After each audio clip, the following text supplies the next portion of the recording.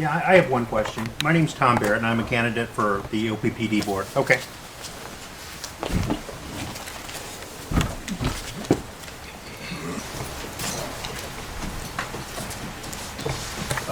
Director, good morning. Everyone, good morning. My name's Tom Barrett. I'm a candidate for the board of directors for OPPD.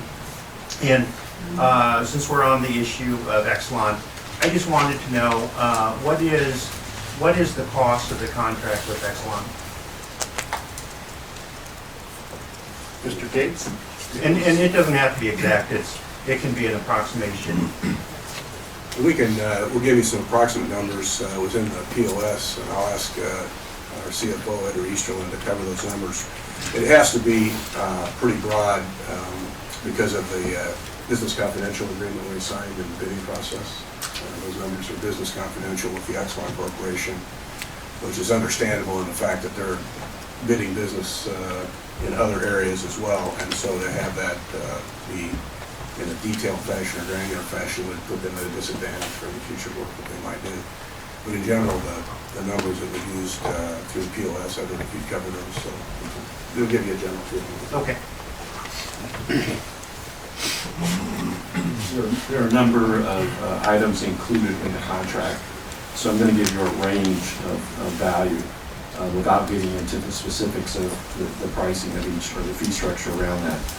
There's basically the management agreement, the access to Exelon Corporation and their corporate services. They have 1,000 employees back in the corporate nuclear group that support all their fleet also being Fort Calhoun.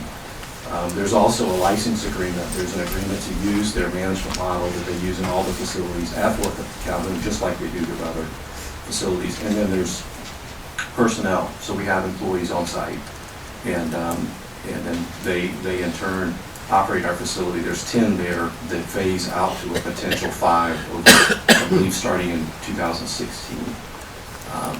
In total, the maximum, because not only is there a base amount, but there's incentive included in there if they achieve certain performance and financial and safety targets. And the maximum is about $26 million.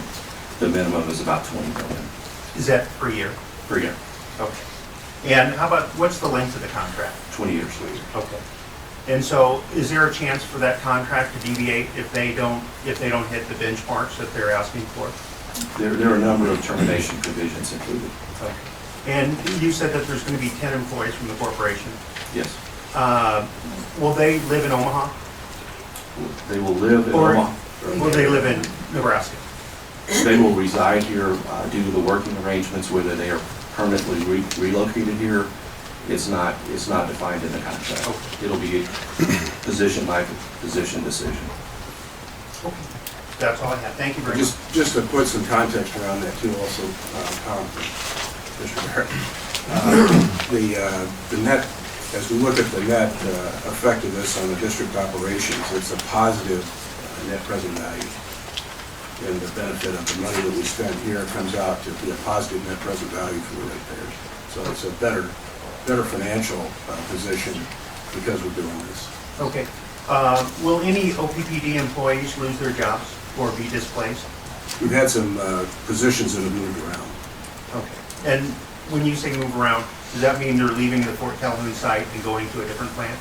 No, most of them are still at Fort Calhoun. Some have chosen that are involved in it to either retire or do other things. Okay. But it's within Fort Calhoun. Would attrition or retirement be?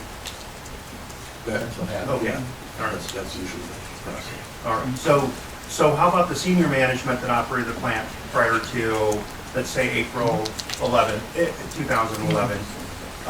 Will those senior managers, will they still be employed with OPPD, or will their work site still be Fort Calhoun?